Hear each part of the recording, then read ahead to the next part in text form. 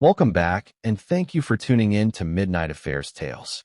We appreciate every single one of you. We'd love to know what part of the world you are watching from right now. Let us know in the comments. Now, let's dive into today's story, Chapter 1. The guest who was not invited. The music was loud enough to mask the lies.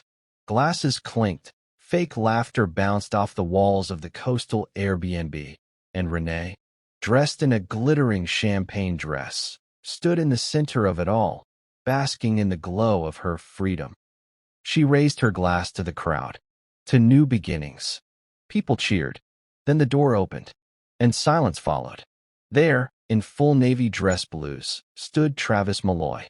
He looked like a ghost stepping out of war and into betrayal. His boots were still caked in desert sand. His medals shimmered beneath the overhead light. But it was not the uniform that stopped the room. It was the envelope in his hand. Renee blinked. Her lips parted. Travis? He stepped forward slowly, deliberately, each footfall louder than the last. I heard you were celebrating. Cole, the personal trainer with gym muscles and too much cologne, stood frozen by the drink table, two fingers still wrapped around a beer bottle. Travis did not acknowledge him. He placed the manila envelope on the marble counter, then looked at Renee. His voice was calm. Too calm. I came to deliver a gift. Renee's eyes flicked to the envelope. Her skin went pale. What is that? Travis tilted his head. You called her mine. For years. You let me believe it. You let me raise her. The room started to shift. Whispers. Nervous glances. Travis opened the envelope and pulled out the DNA report, setting it on the countertop like a knife between them. She is not my daughter, Renee. Gasps. Renee's knees buckled slightly. She reached for the counter to steady herself. That is not possible. Travis stepped back. No, Renee. What is not possible is what you did. He turned toward the door, and then paused. Oh, and by the way, he added, without looking back, the judge already has a copy. He left without another word, leaving behind silence, shame, and truth printed in black and white. Why did she think she could get away with it? And what else was he planning? Before we move ahead, I just want to say, your support truly means everything. We're building something special here, and our next big goal is reaching 10,000 incredible subscribers. If you're feeling the emotions in these stories, imagine what's still to come. Subscribe now, be part of this amazing journey, and let's keep growing together. Your one click can make a real difference. Let's continue the story. 2 weeks earlier, Bagram Air Base. 3:02 a.m. Travis sat alone in a dim barack room, sweat bleeding through his undershirt despite the cold. The phone in his hand buzzed again, an anonymous message. Check her tagged photos. You deserve to know. Attached, 5 images. He clicked. His stomach dropped. Renee, on a rooftop bar, sitting on Trey's lap, champagne in hand, kissing him. The date stamped on the photo was 2 weeks after she told Travis she was too depressed to talk. Travis did not throw the phone. He did not scream. He stared at it, expressionless, for a full minute. Then he opened his notebook. He drew a box at the top of the page, evidence. Under it, he began logging everything. Dates, receipts, every small lie he remembered. He switched to secure mode on his military laptop and activated a private investigative contact through a protocol only SEALs used. Discreet, legal, efficient. He was not a man of emotion. He was a man of precision. But even so, something cracked inside him that night. Not just heartbreak, humiliation. Back home, Renee posted about healing from a toxic marriage. She had no idea Travis saw everything. A week later, his package arrived. A full phone clone device and a contactless recorder. The plan had begun.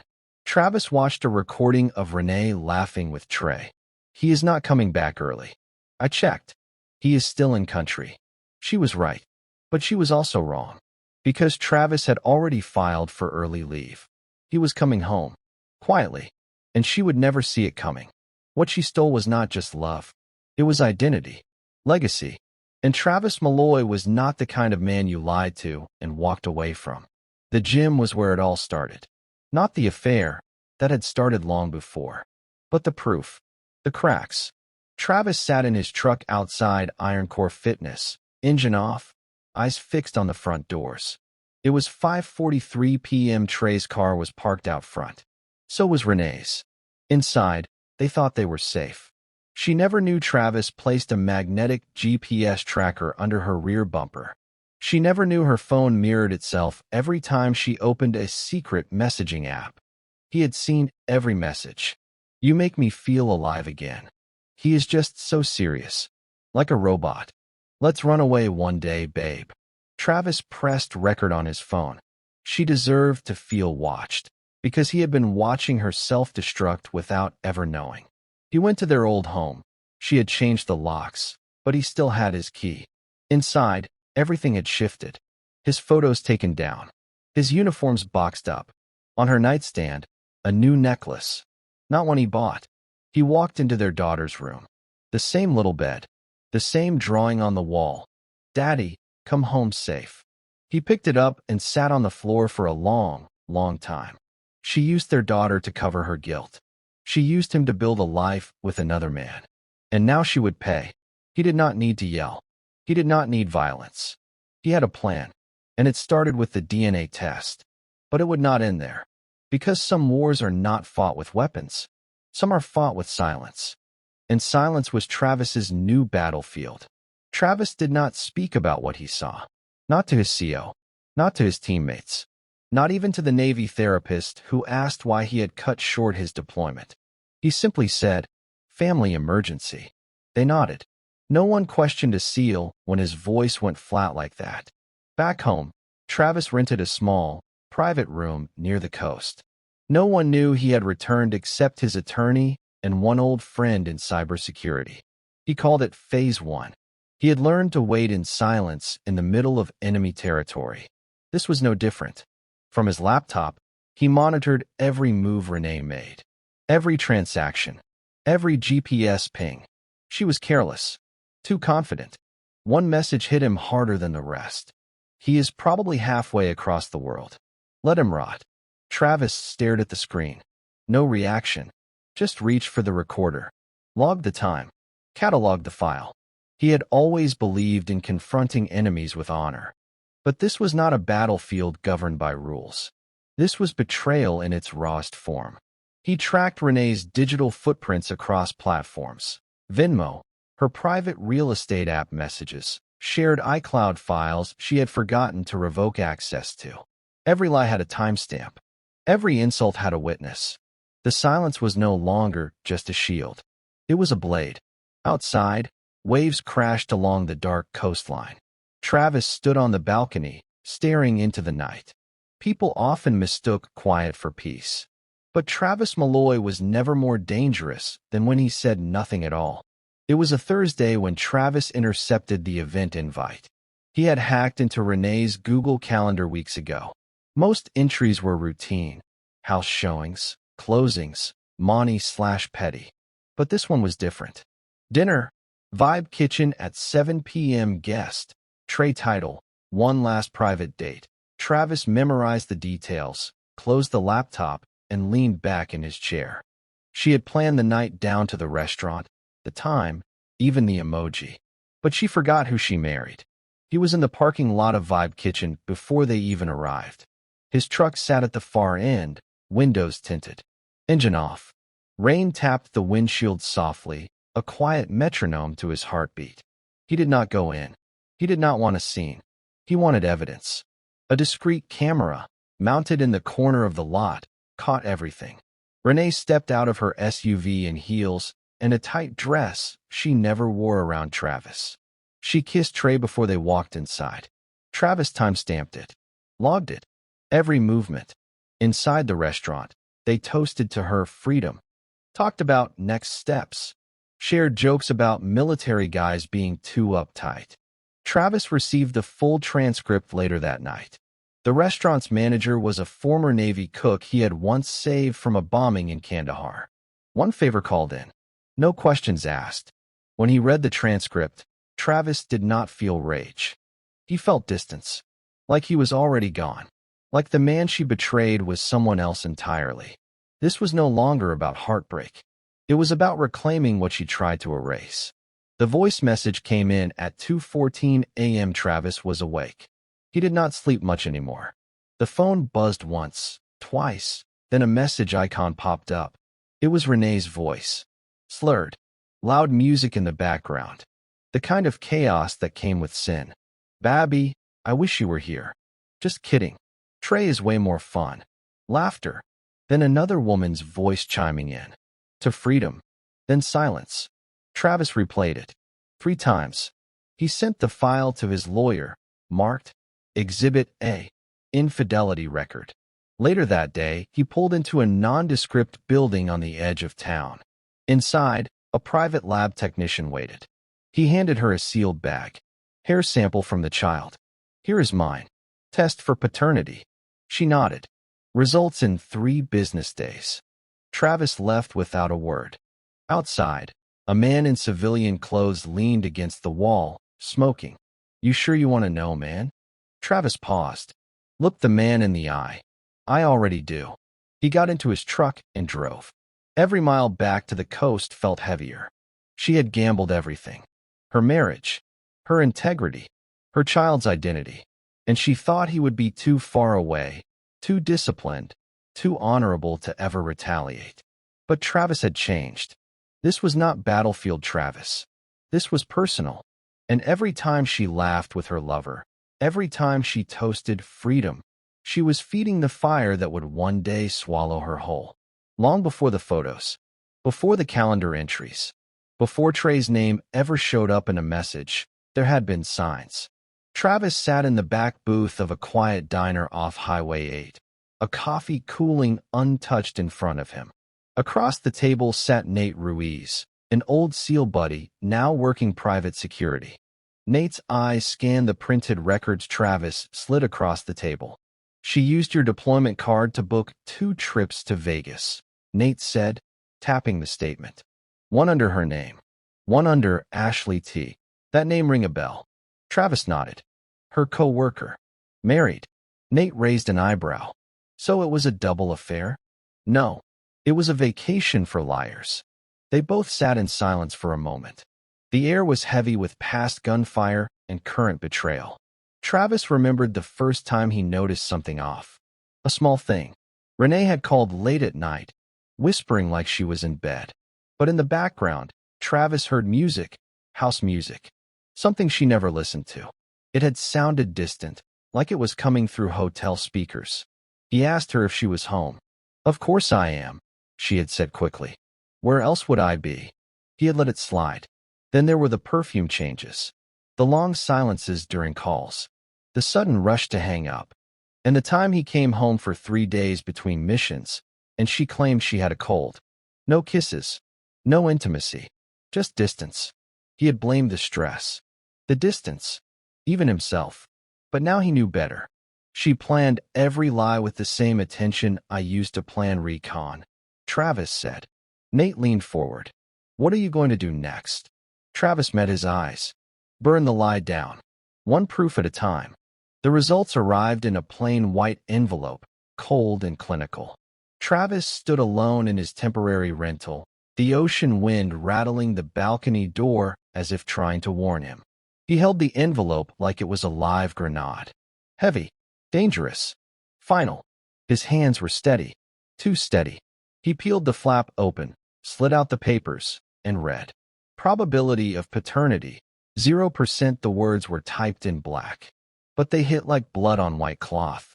He sat down, not fast, not like a man collapsing, just slowly, like someone lowering themselves into a memory that would never stop hurting. The little girl, his little girl, was 5 years old. She called him Daddy. She made him drawings. He had memorized the sound of her footsteps, the exact pitch of her laugh when he carried her on his shoulders. She was not his. He set the paper down, looked at the wall, looked at nothing. Then he reached for the voice recorder and pressed record. This is Travis Malloy. DNA results returned on October 14th confirm non-paternity. Subject, Ava. Requesting immediate legal action. Fraud, emotional damages, and updated custody terms. His voice was low, controlled, but when he stopped recording, he did not move. Instead, he reached into a drawer and pulled out a photo. The three of them. A perfect day. Renee in a sun hat, Ava on his lap. He tore the picture in half, then again, and again, until it was just pieces. No yelling, no punching walls, only paper, and silence, and the cold realization that the war had already begun. Back to the party. The moment Travis walked out, the energy collapsed like a building losing its foundation. Renee stood still, hands trembling at her sides. The DNA report lay open on the counter like a wound, each word cutting deeper the longer people stared. Cole moved first. "Renee, what is this?" His voice cracked, not with guilt, but with fear. I did not know," she stammered. "It has to be wrong. There is no way." Cole backed away slowly. "You told me it was his kid. You said the timing lined up. You said it was safe." She tried to grab his arm. Please, Trey, do not leave me like this." But Trey yanked his hand away. "You used me, just like you used him. I am not going down with you." He walked out the door, just like Travis. Silence again. The guests slowly started to slip out, eyes wide, whispers trailing behind them like smoke. By the time Renee turned back toward the counter, only two people remained, her best friend Shannon and the DJ. The music had stopped. Shannon stared at her, arms folded. "You lied to everyone," she said quietly. "Even to me." Renee's eyes welled up. "I was trying to protect Ava." Shannon shook her head. "No, you were protecting yourself." She left without another word. Renee stood alone, the sound of the waves in the distance crashing louder than the silence around her. She looked at the DNA report again, and this time, she saw the truth. It did not whisper. It screamed. The next morning, Travis stood outside the courthouse in downtown San Diego, waiting for the elevator to the family division. His boots echoed across the marble floor, his posture stiff with control. In his hand was a folder thick with evidence. The DNA report was at the top. Inside, a clerk directed him to Family Law, Suite 804. No lawyers, no dramatics, just a man doing what needed to be done. When the woman behind the counter took the folder, she looked up at him with professional curiosity. "This is about custody?" she asked. "Yes," Travis replied. "Biological?" "No," he said. "Legal." Renee had never finalized the change. Ava was still listed under Travis's emergency contacts, his insurance, his dependent records with the Navy. Every piece of paper said he was the father, even if biology did not agree. By noon, the documents were filed. A motion for temporary sole custody, a request for fraud investigation, and a freeze on all shared assets pending hearing. Back in his truck, Travis exhaled for the first time that day. He had raised Ava since she was a baby, held her when she cried, taught her to ride a bike, read her stories at night.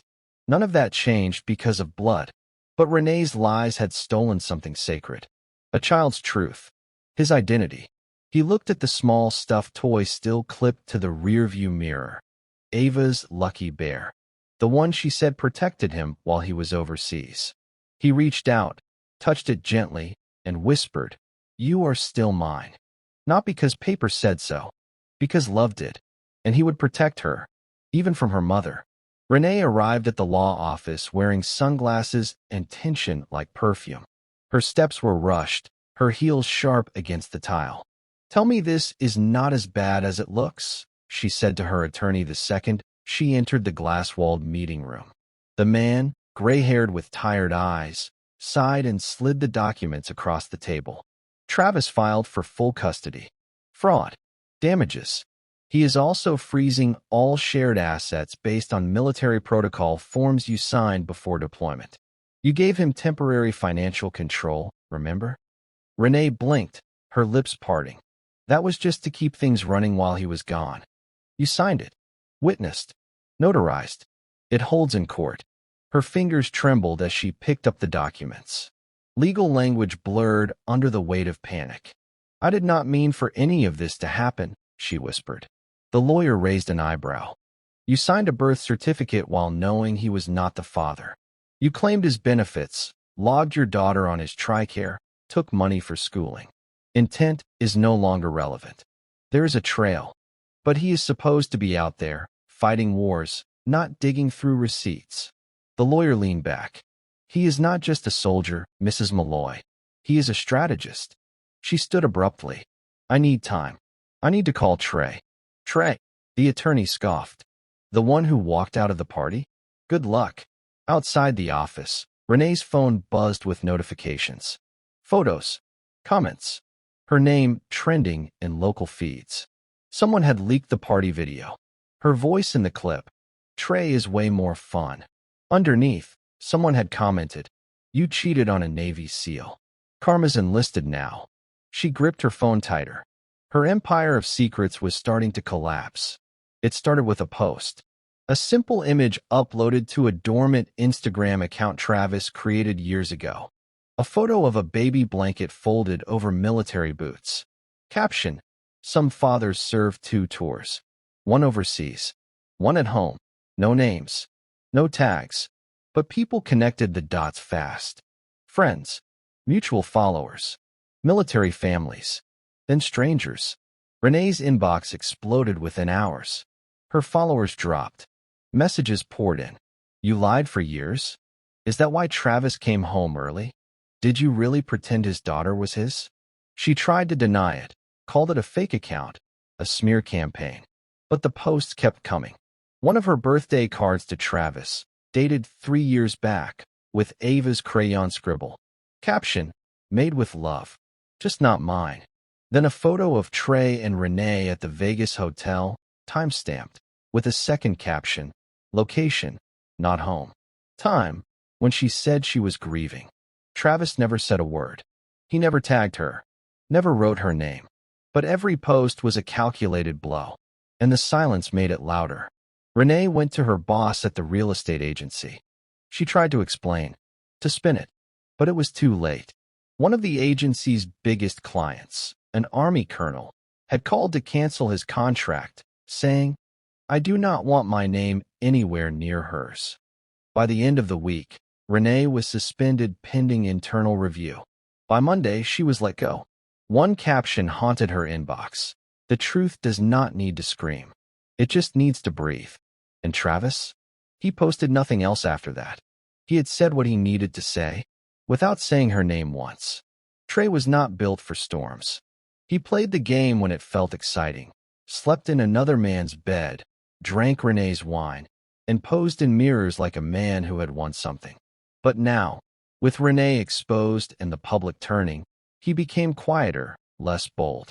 He had blocked her number the day after the party. But Travis had his number. The text came on a quiet Thursday morning. No words, just a video. Trey clicked it, expecting something vague. Instead, it was footage, clear and damning, of him and Renee entering a hotel room. Time-stamped. Dated during the time Renee had claimed to be in grief counseling. Attached was a second image, an invoice. The room had been charged to a joint account connected to Travis's military deployment card. Trey swallowed hard. A message followed. You used my name. My daughter. My silence.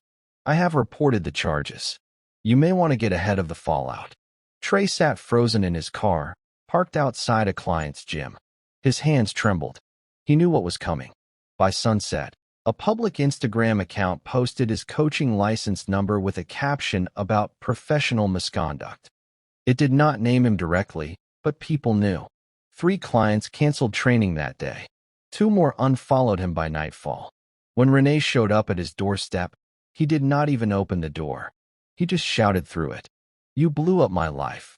He is coming for both of us. And I am not going down for your lies. She pounded the door once, twice, then slumped to the steps, mascara streaked, shaking in anger and fear. Inside, Trey slid down the hallway wall, breathing heavy, the way cowards do when the fire gets too close. Travis did not post again. He did not need to. The first 3 messages had already done the work, like matchsticks in dry grass. The fire was burning on its own now. His silence became a presence, heavy, inescapable. At a coffee shop near the naval base, he sat with Shannon, Renee's former best friend. She looked nervous, fingers drumming against her cup. "I was there when she forged that doctor's note," she said quietly. "The one she used to get out of your military family review meeting." Travis nodded once. "You were willing to write that down?" Shannon swallowed. "Yes. I am done covering for her." Travis handed her a form. "Sworn affidavit. My lawyer will guide you." She signed without hesitation. As she slid the paper back, she looked up. "Can I ask you something?" "Sure." "Why are you so calm?" Travis smiled faintly. "Because panic is loud. But justice walks quietly." Shannon exhaled, her eyes softening. "She really thought you would never find out." "She thought I would stay silent," Travis said, standing. "She forgot silence is what I trained in." He left a 20 on the table and walked out. Outside, the sky was dark with an approaching storm. The wind picked up, pulling at the edges of his jacket. He felt nothing. No thrill. No satisfaction. Just focus. This was never about revenge. Not really. It was about balance. And restoring it, piece by piece. Sunday morning. Travis sat in the back pew of the church he and Renee used to attend. Small, wooden, tucked between suburbs, where smiles were always polite and whispers traveled fast. He sat alone, head bowed, hands clasped, waiting. When Pastor Givens stepped up to the pulpit, his eyes caught Travis's. There was a pause, a flicker of recognition. After the service, Travis approached the pastor in the hallway. "Travis," Givens said gently, extending a hand. "I was not expecting. Do you remember the couple's retreat? 3 years ago." "Of course." "Do you remember what she said to the group?" Pastor Givens shifted slightly. "That she felt supported. That your deployment was hard on her. But she was proud of you." Travis nodded. "I sent you something. A USB drive. Last week." The pastor blinked. I did not open it yet." "Do it. It matters." Without another word, Travis turned and left. That afternoon, the church office buzzed with hushed voices. The clip on the USB was short but sharp, an audio file of Renee mocking the church, laughing at how easy it was to win sympathy, how she faked prayer sessions to avoid suspicion. "She eats that attention up," she had said in the clip. "They treat me like a war widow every time I show up alone." By the next Sunday, her name was removed from the women's ministry group. Her prayer circle disappeared. And when she walked into service, bravely, foolishly, no one stood to greet her. No hugs, no smiles, just a quiet void. And a pastor who did not call her name. Travis sat across from Monica Reyes, a high-profile family law attorney known for winning when the odds were stacked. She flipped through the thick folder Travis had handed over. Legal documents, bank statements, screenshots, DNA results, text transcripts. Her eyes never widened. She was used to scandal. But when she reached the signed medical forms, the ones listing Travis as Ava's father for insurance and medical coverage, she leaned back. "She forged these," Monica said plainly. "She let me believe she was mine." Travis replied, his voice even. "Took benefits. Made appointments under my name. Used my deployment status to excuse everything. And she collected dependency pay. That is federal fraud. You want to press criminal charges." "Not yet," he said. "Custody and asset freeze first. Let her feel the walls close in before I hit her with that." Monica smiled slightly. "You are methodical. I like that." Outside her office, the city buzzed like any other weekday. But Travis's world had changed. There was no noise inside him now, just direction. Renee, on the other hand, was cracking. Her lawyer had already sent a request to negotiate terms. Mutual settlement was the phrase they used. Travis ignored it. He did not want peace. He wanted truth to have weight. Back home, he prepared Ava's new room. Her favorite stuffed animals arranged neatly on the bed, her books stacked in the corner. He had not told her yet. Not everything. She would know soon enough. And when she asked why, he would not need to speak badly of her mother. He would just tell the truth. and the truth would be heavy enough. It appeared on Facebook like a ghost from the past. A short clip, blurry but clear enough to recognize the voices. Renee's voice. She was in a hotel room, sitting on the edge of the bed in lingerie, holding a phone. "This one's for you, baby," she giggled. "Hope this keeps you warm while your husband is overseas." The video ended with her blowing a kiss to the camera. There was no caption, no tag, no name, but everyone knew who it was. It was shared over 2,000 times in the first hour. The original upload disappeared, deleted, reported, but the internet is not a place where things vanish forever. Copies lived on. Screenshots, downloads, forwarded messages. Renee called her lawyer, screaming. "They posted revenge porn. This is illegal." Her lawyer asked a simple question. "Was that video taken on your device?" "Yes, but then there is no case. You shared it. You gave it away." The next day, her mother called. Her voice was low, embarrassed, not angry, just disappointed. "You sent that while he was in uniform, Renee." Renee sobbed into her pillow that night, her phone face down, vibrating endlessly with alerts she no longer checked. Travis never commented, never posted, but Renee knew where it came from. Not his hand, but his planning. She had given the world a version of herself she could never take back. And now she was living in that shadow. At the annual real estate firm retreat in Napa, Renee was supposed to give a talk on building client trust. But 2 days before the flight, she received a call from the firm's legal counsel. "You have been removed from the speaking schedule," the woman said carefully. "I am the top performer." Renee snapped. "There has been too much noise," the voice replied. "The board wants to avoid distractions." Renee hung up, panic building. In the group chat with coworkers, her name had been quietly removed. The messages kept flowing, plans, dinners, wine tastings, but she was no longer invited. Worse, she began to hear from former clients. One emailed her a single line. "You lied about who you were. I cannot trust that." She opened her financial dashboard. Her commissions were frozen, under review. The HR rep told her it was standard procedure during internal audits. "But I did nothing wrong at work." Renee protested. "You used company time and resources for personal travel. Multiple flights billed under promotional campaigns, yet linked to your hotel stays with Mr. Barnes." That was Trey's last name. They had receipts. When she reached out to her boss, Marty, the man who had mentored her, he picked up but said nothing for 10 long seconds. Then finally, "You need to sit this out, Renee. Let the heat die down." The call ended. Her screen reflected her face, tired, cracked, and far from the composed woman who once toasted freedom in a tight dress. The career she built on charm and polished lies was crumbling. And somewhere out there, Travis Malloy was watching the whole thing unfold. Without a single word, Monica, Travis's attorney, handed him a sealed file across her desk. Her former therapist released the notes under subpoena. "You need to see what is inside." Travis opened it. Page after page, neatly typed sessions. Clinical, objective, but devastating. Session 3. Renee expressed resentment toward her husband's long deployments. She described herself as a single parent with a roommate's income.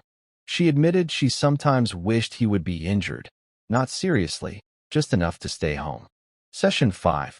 Renee laughed when recounting her weekend in Las Vegas. She called it her real honeymoon. Session 7. When asked about Ava's paternity, Renee said, "It is better if no one knows. He loves her anyway." Travis blinked slowly. No reaction. His fingers traced the edge of one page, then closed the file. "That is enough," he said quietly. Monica leaned forward. "This kind of language? It could shift the custody battle in your favor permanently." She used therapy as a confession booth and forgot the law still applies. She did not forget, Travis said. She never thought I would come home smart enough to find it. Later that night, Travis stood outside the small apartment where Ava was staying with her temporary sitter. He watched through the window, just for a moment. She was coloring, head down, focused, safe. He had no interest in destroying her mother. He only wanted to protect the one thing that was real. And now he had every tool to do exactly that. At 11 p.m., Renee sat on her kitchen floor with a bottle of wine and a laptop full of unread emails.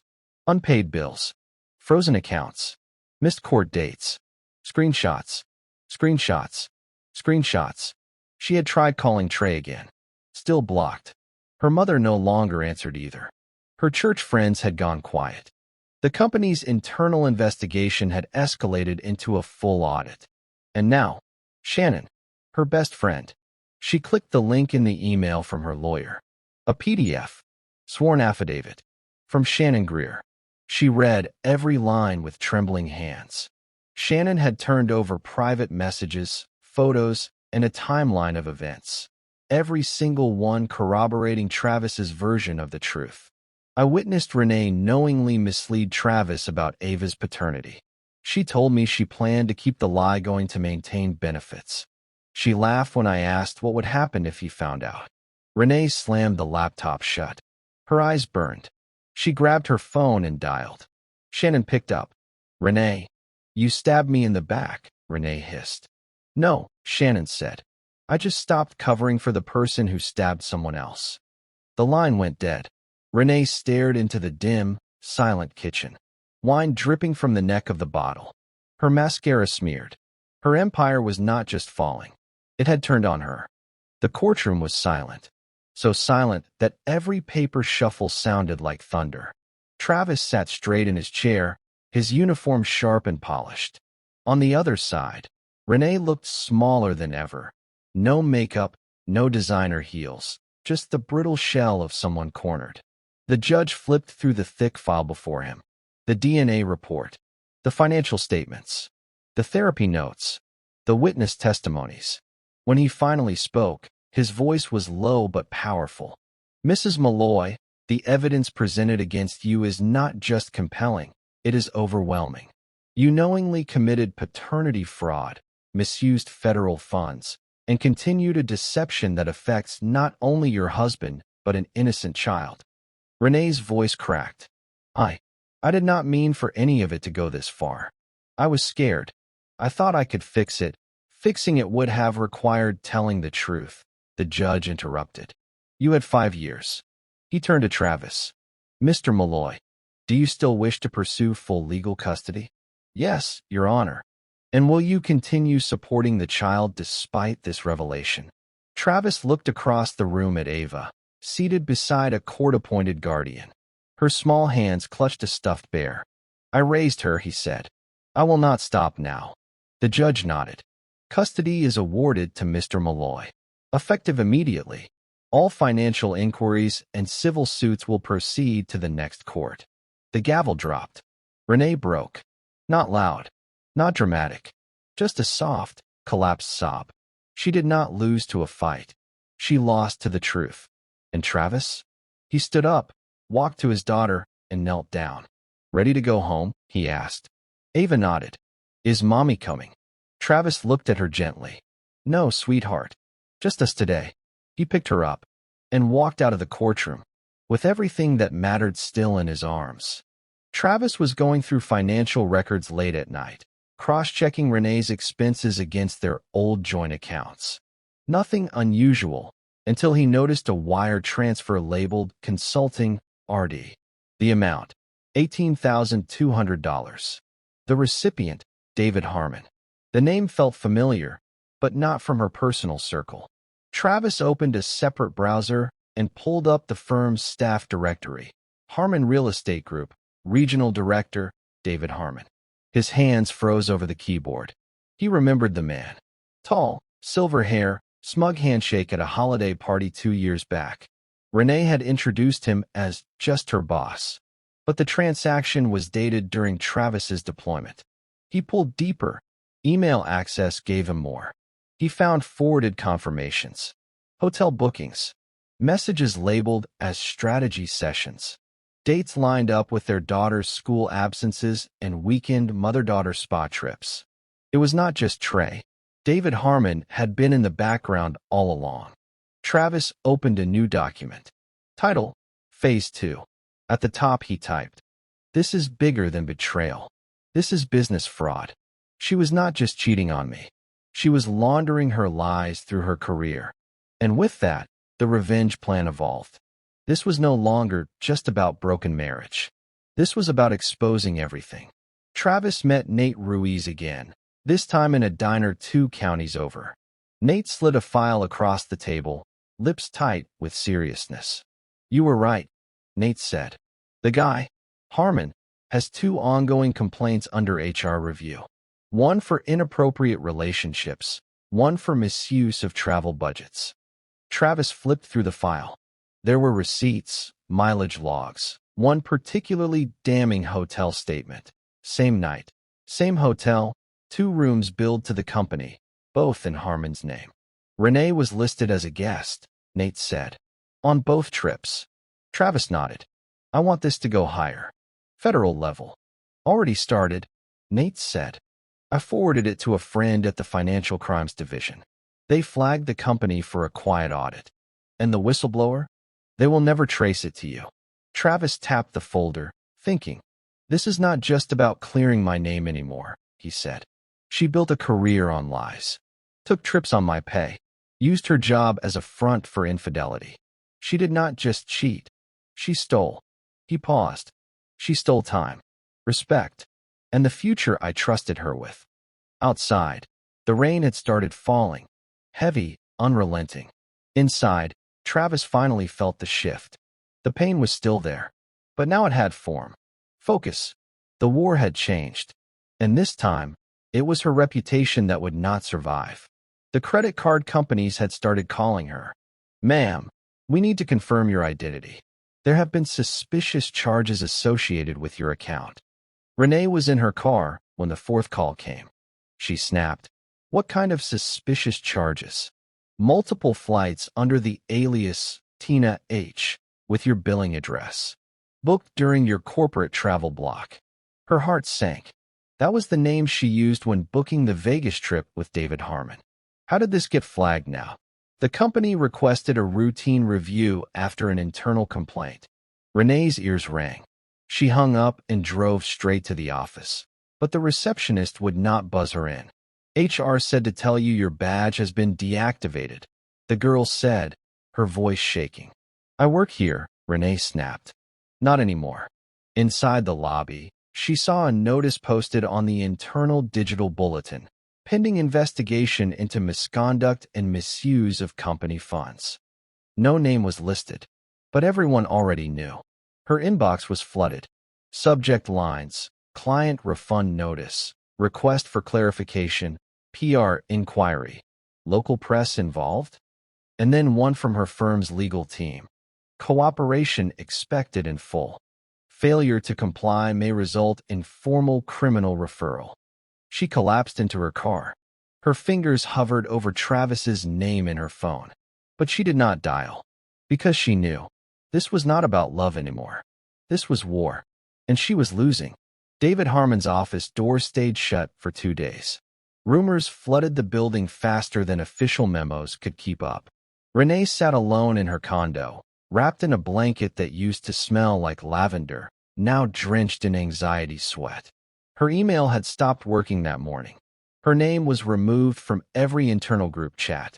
A news article dropped at 3:07 p.m., local real estate exec under investigation for financial misuse, romantic ties alleged. No photo, but the opening line described a woman in her 30s. Decorated sales agent.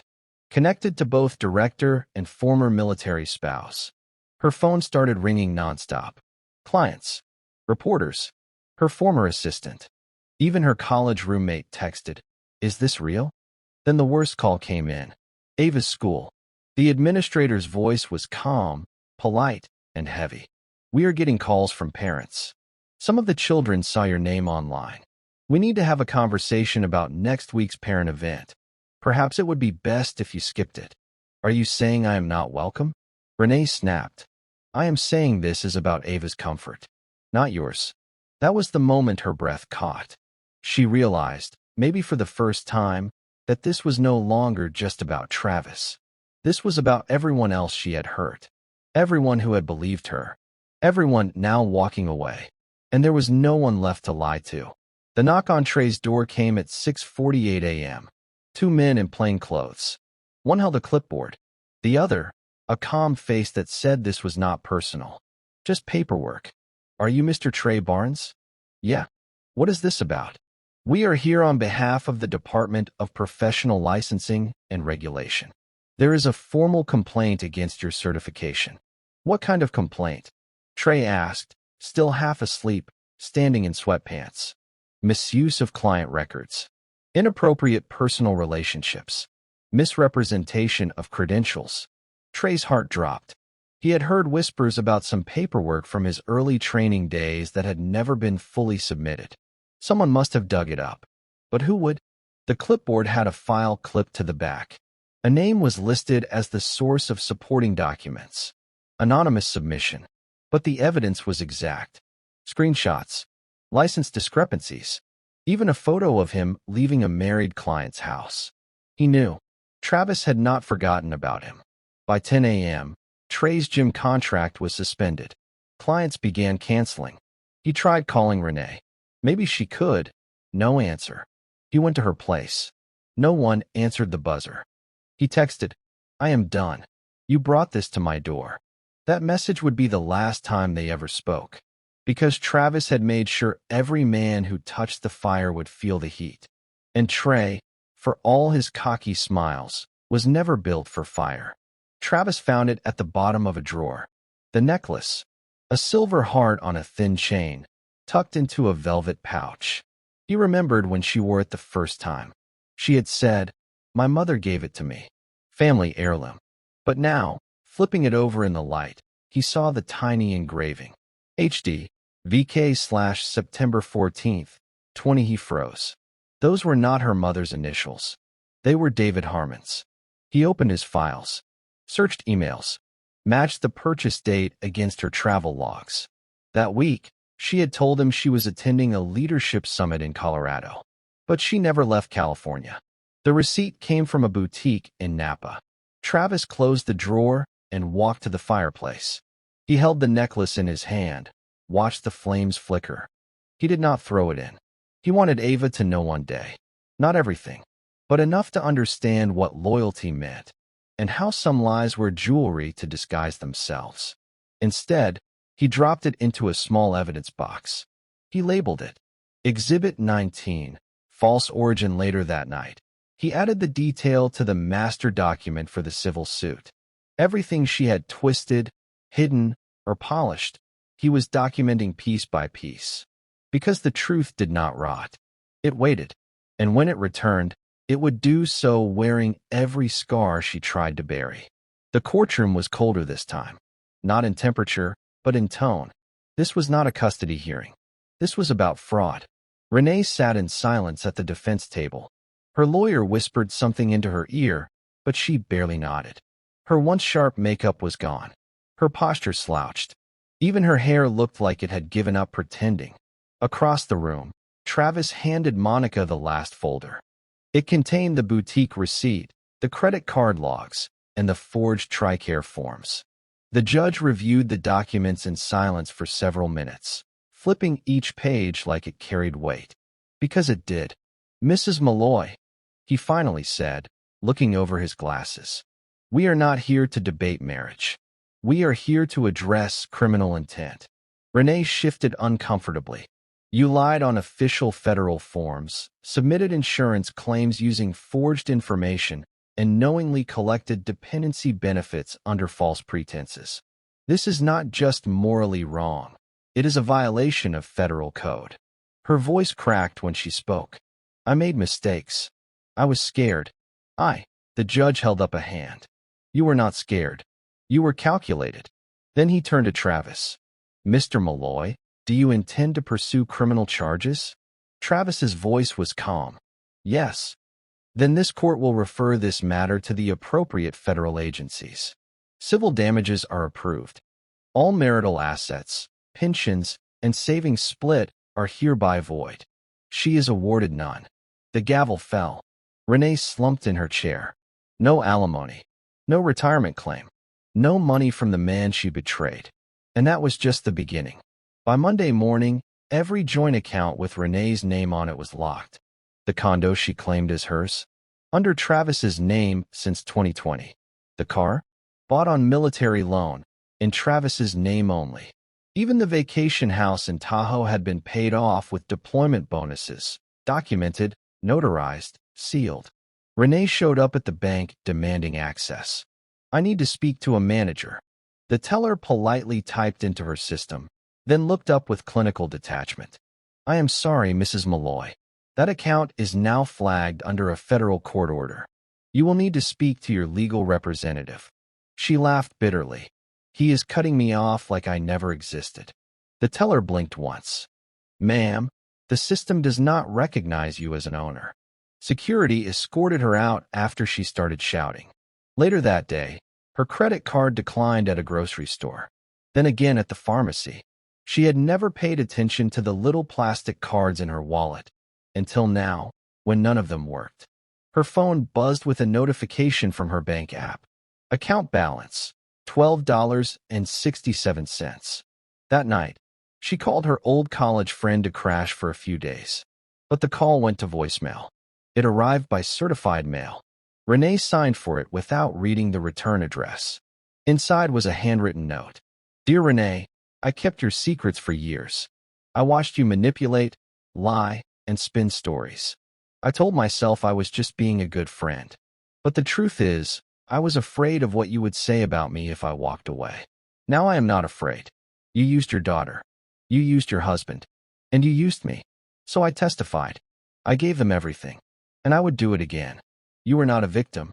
You were the architect. Shannon, there was no return address. No contact number. Just a final sentence on the back of the envelope. You built this life. Now live in it." Renee folded the letter slowly, her hands trembling. Then she burned it in the sink. But fire could not erase the fact that even the last person who defended her now stood on the other side. The story went national by the end of the week. A military blog picked it up first. "Decorated Navy SEAL betrayed. Delivers surgical justice in divorce fraud case." From there, local news ran the headline. Then podcasts, Reddit threads, TikTok summaries. Someone found the courtroom audio. Someone else posted side-by-side comparisons of her past Instagram quotes about faithfulness with the now public court docs. And it went viral. Travis never commented, never posted, never acknowledged the storm. But the story had grown legs. At Ava's school, 2 other parents approached him. One shook his hand. The other offered quiet respect. "You handled that with restraint I do not think I could ever show." Renee, meanwhile, applied to 4 agencies. Not one replied. She walked past a coffee shop and caught a group of young agents whispering. One of them looked up and said, not kindly, "We know who you are." The words followed her everywhere. Not screamed, not shouted, just spoken, with the kind of truth you cannot delete, with the kind of weight you cannot carry. The official custody transfer happened quietly. There was no camera, no audience, just a wooden table in a conference room and 3 signatures on a legal document. Travis looked across the table at the court representative. She smiled warmly as she slid the final file toward him. "You are now the full legal guardian of Ava Malloy. This overrides all previous agreements." He nodded. Ava sat beside him, her backpack strapped to her shoulders, one small hand wrapped tightly around his forearm. "Can I still talk to Mommy?" she asked, barely above a whisper. Travis looked at her, steady but soft. "You can always ask," he said, "and I will always be honest." She nodded, not fully understanding, but sensing the weight of the moment. Renee was not there. She had waived her appearance. Travis had expected that. As they walked toward the parking lot, Ava tugged his sleeve. "Are we going home now?" He looked down at her and smiled. "No," he said. "We are going somewhere new." Travis stood outside their old house for the last time. The porch light was off. The mailbox was stuffed. The "for sale" sign creaked slightly in the wind. He had arranged the sale through a third party. He wanted no direct contact with Renee ever again. He stepped inside quietly. The walls echoed now. Empty rooms, hollow footsteps. The place smelled like dust and old cologne. In the corner of the living room, the couch where he once slept after long deployments. Across from it, the wall where Ava's growth chart had been pencil-marked. The pencil marks were gone now. Painted over, Travis walked to the fireplace and placed a sealed envelope on the mantel. Inside, a copy of the DNA test, court transcripts, and a simple handwritten note. This is the truth. I am done carrying it. Now it is yours. He turned and left without looking back. Outside, the sun was setting. He stood for a moment longer, then unlocked his truck. The door shut behind him with a final click that echoed more than any goodbye ever could. Travis stood in a local veterans hall, speaking softly into a microphone. He was not there to tell his story. He was there to help others tell theirs. The room was filled with chairs, most occupied by men like him. Calm on the outside, burning inside. Divorce, betrayal, legal nightmares, financial ruin. So many of them had been broken without ever taking a bullet. I am not a therapist, Travis said, but I know what it feels like to come home to a battlefield that is supposed to be peaceful. Nods around the room. I cannot undo what happened. But I can tell you this, your silence is not weakness. It is discipline. But even a disciplined man needs to speak, eventually.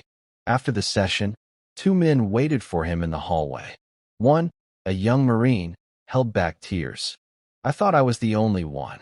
You are not, Travis said, shaking his hand. It was not revenge. It was something stronger. It was rebuilding. Back home, Travis opened a locked drawer in his nightstand. Inside were 27 letters, each one dated during different parts of his deployment, all addressed to Renee. He had written them with hope, with pain, with devotion, but he never mailed a single one. He picked them up one by one, reading small parts. I cannot wait to hold you again. Tell Ava I miss her every minute. I dream of peace, not war. Every line now felt like a message to a stranger. He gathered them all in a metal box, walked out to the backyard, and set the fire pit.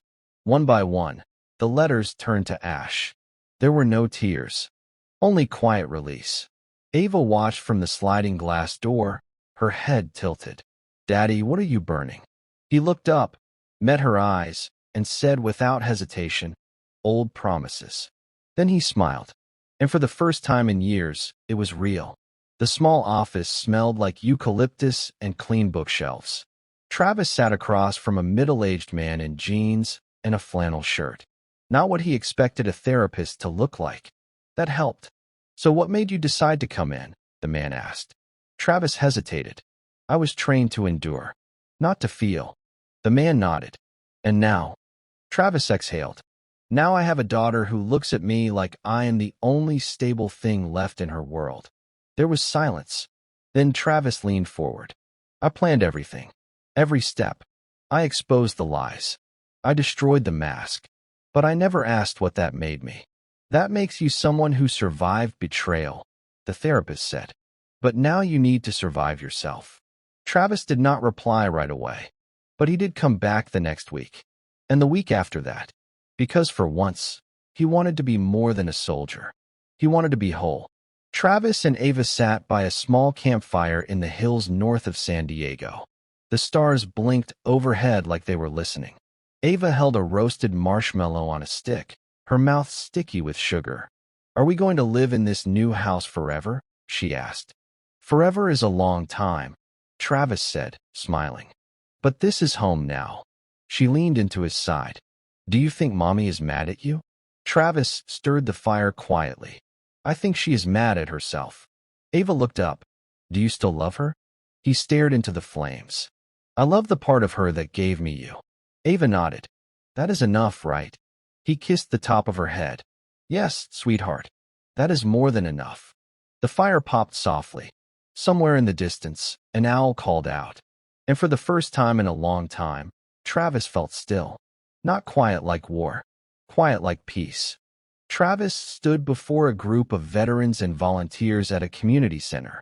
Behind him, a screen displayed a simple logo, Second Front, an organization he co-founded to help military families recover from betrayal, financial manipulation, and legal battles. He spoke clearly. No microphone needed. This mission is not about revenge.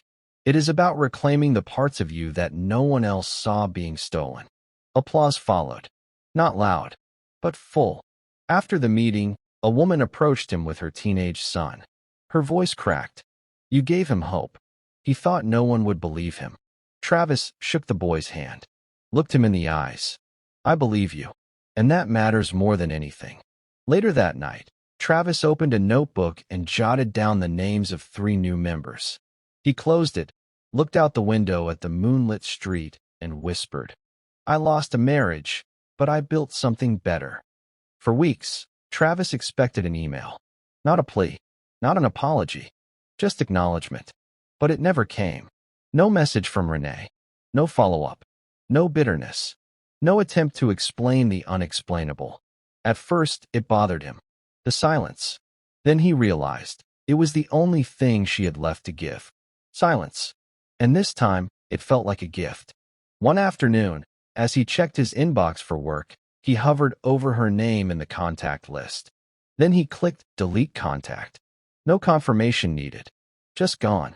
He stared at the blank screen for a long time, then picked up Ava from school. She ran into his arms, laughing, backpack bouncing. As they walked to the car, she handed him a drawing. It was the 2 of them, stick figures, big smiles.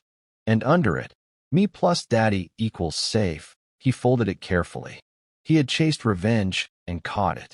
But what he carried now, that was the real win.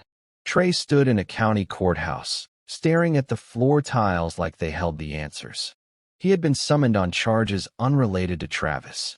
But Travis's evidence, the fake training records, the inappropriate client communications, the paper trail of altered certifications, had sparked something deeper. And now, a licensing board investigator stood behind him in court, detailing exactly how Trey had manipulated paperwork to qualify for a credential he never truly earned. I was under pressure, Trey mumbled to the judge. It was a one-time mistake. The judge did not blink. Mistakes do not last 6 years, Mr. Barnes. Trey's license was stripped that day. His right to work as a personal trainer in the state was revoked. A civil penalty was added, and a criminal probe remained open. Outside the courthouse, a reporter approached him. Care to comment on your connection to the Malloy divorce case? Trey pushed past him. There was no comment, no comeback.